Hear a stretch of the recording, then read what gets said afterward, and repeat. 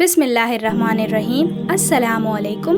برکت نبوت کا ظہور۔ جس طرح سورج نکلنے سے پہلے ستاروں کی روح پوشی، صبح صادق کی سفیدی، شفق کی سرخی سورج نکلنے کی خوشخبری دینے لگتی ہے، اسی طرح جب آفتاب رسالت کے طلوع کا زمانہ قریب آ گیا تو اطراف عالم میں بہت سے ایسے عجیب عجیب واقعات اور خوارق عادات بطور علامت کے ظاہر ہونے لگے جو ساری کائنات کو جھنجھوڑ کر یہ بشارت دینے لگے کہ اب رسالت کا آفتاب اپنی پوری آب و تاب کے ساتھ طلوع ہونے والا ہے۔ چنانچہ اصحاب فیل کے ہلاکت کا واقعہ نگان بران رحمت کے سرزمین میں عرب کا سبز و شاداب ہو جانا اور برسوں کی خوش سالی دفع ہو کر پورے ملک میں خوشحالی کا دورہ ہو جانا، بتوں کا منہ کے بل گر جانا، فارس کے مجوسیوں کی 1000 سال سے جلائی ہوئی آنکھ کا ایک لمحے میں بجھ جانا، کسریٰ کے محل کا زلزلہ اور اس کے 14 کنگوروں کا منہدم ہو جانا، ہمدان اور قام کے درمیان 6 میل لمبے 6 میل چوڑے بحر سواح کا یکا یک بالکل خشک ہو جانا، شام اور کوفہ کے درمیان وادی سماوا کی خشک ندی کا اچانک جاری ہو جانا، حضور صلی اللہ علیہ وسلم کی والدہ کے بدن سے ایک ایسے نور کا نکلنا جس کے بصرہ کا محل روشن ہو گیا۔ یہ سب واقعات اسی سلسلے کے قطعین ہیں جو حضور صلی اللہ علیہ وسلم کی تشریف آوری سے پہلے ہی مبشرات بن کر عالم کائنات کو یہ خوشخبری دینے لگے کہ مبارک ہو وہ شہ پردے سے باہر آنے والا ہے، گدائی کو زمانہ جس کے در پر آنے والا ہے۔ محدث ابو نعیم نے اپنی کتاب دلائل النبوت میں حضرت عبداللہ بن عباس رضی اللہ عنہ کی روایت سے یہ حدیث بیان کی ہے کہ جس رات حضور اکرم صلی اللہ علیہ وسلم کا نور نبوت حضرت عبداللہ کی پشت اقدس سے حضرت آمنہ کے بطن مقدس میں منتقل ہوا، روئے زمین کے تمام چوپاؤں خصوصاً قریش کے جانوروں کو اللہ تعالیٰ نے گویائی عطا فرمائی اور انہوں نے بازبان فصیحہ اعلان کیا کہ آج اللہ کا وہ مقدس رسول سخم مادار میں جلوار ہو کر آئے گا جس کے سر پر تمام دنیا کی امانت کا تاج ہے اور جو سارے عالم کو روشن کرنے والا چراغ ہے۔ مشرق کے جانوروں نے مغرب کے جانوروں کو بشارت دی، اسی طرح سمندر اور دریاؤں کے جانور نے ایک دوسرے کو یہ خوشخبری سنائی کہ حضرت عبدالقاسم صلی اللہ علیہ وسلم کی ولادت بسادت کا وقت قریب آ گیا۔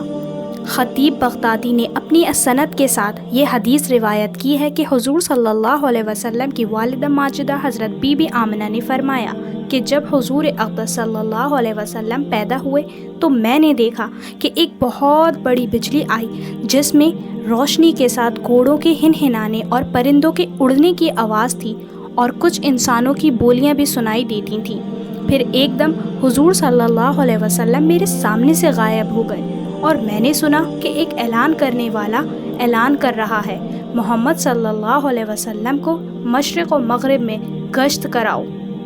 اور ان کو سمندروں کی بھی سیر کراؤ تاکہ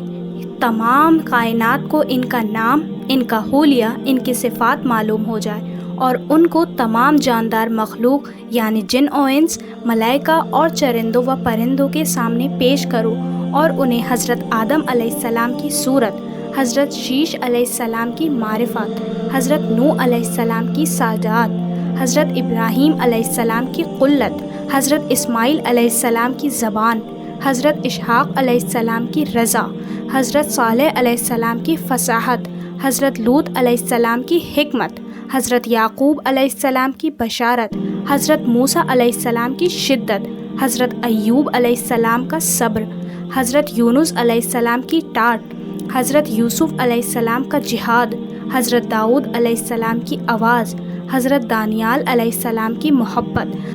حضرت الیاس علیہ السلام کا وقار، حضرت یحییٰ علیہ السلام کی عصمت، حضرت عیسیٰ علیہ السلام کا زہد عطا کر کے ان کو تمام پیغمبروں کے کمالات اور اخلاق حسانہ سے موزن کر دو۔ اس کے بعد وہ بادل چھٹ گیا۔ پھر میں نے دیکھا کہ آپ ریشم کے سبز کپڑے میں لپٹے ہوئے ہیں اور اس کپڑے سے پانی ٹپک رہا ہے اور کوئی منادی اعلان کر رہا ہے کہ واہ واہ، کیا خوب محمد صلی اللہ علیہ وسلم کو تمام دنیا پر قبضہ دے دیا گیا اور کائنات عالم کی کوئی چیز باقی نہ رہی جو ان کے قبضے اقتدار غلبہ اطاعت میں نہ ہو۔ اب میں نے چہرہ انور کو دیکھا تو 14ویں رات کا چاند کی طرح چمک رہا تھا اور بدن سے پاکیزہ مشک کی خوشبو آ رہی تھی۔ پھر 3 شخص نظر آئے، ایک کے ہاتھ میں چاندی کا لوٹا، دوسرے کے ہاتھ میں سبز زمرد کا تشت، تیسرے کے ہاتھ میں ایک چمکدار انگوٹھی تھی۔ انگوٹھی کو 7 مرتبہ دھو کر اس نے حضور صلی اللہ علیہ وسلم کے دونوں شانوں کے درمیان مہر نبوت لگا دی۔ پھر حضور صلی اللہ علیہ وسلم کو ریشمی کپڑے میں لپیٹ کر اٹھایا اور ایک لمحے کے بعد مجھے سپرد کر دیا۔ اور جب حضور انور صلی اللہ علیہ وسلم کی مقدس زندگی کا 40واں سال شروع ہوا تو ناگہان آپ کی ذات اقدس میں ایک نیا انقلاب رونما ہو گیا کہ ایک دم آپ خلوت سا پسند ہو گئے اور اکیلے تنہائی میں بیٹھ کر خدا کی عبادت کرنے کا ذوق و شوق پیدا ہو گیا۔ آپ اکثر اوقات غور و فکر میں پائے جاتے تھے اور آپ کا بیشتر وقت مناظر قدرت کے مشاہدے اور کائنات فطرت کے مطالعہ میں صرف ہوتا تھا۔ دن رات خالق کے کائنات کی ذات و صفات کا تصور میں مستغرق اور اپنی قوم کے بگڑے ہوئے حالات کے سدھارے اور اس کی تدبیروں کو سوچ وچار میں مصروف رہنے لگے۔ اور ان دونوں میں ایک نئی بات یہ بھی ہو گئی کہ حضور صلی اللہ علیہ وسلم کو اچھے اچھے خواب نظر آنے لگے اور آپ کا ہر خواب اتنا سچا ہوتا کہ خواب میں جو کچھ دیکھتے اس کی تعبیر صبح صادق کی طرح روشن ہو کر ظاہر ہو جایا کرتی تھی۔ اور اگر ویڈیو پسند آئی ہو تو ویڈیو کو لائک اور چینل کو سبسکرائب بھی کر دیجیے گا اور ہمارے حضور کو درود شریف بخش کے کمنٹ میں ڈن ضرور لکھ دیجیے گا۔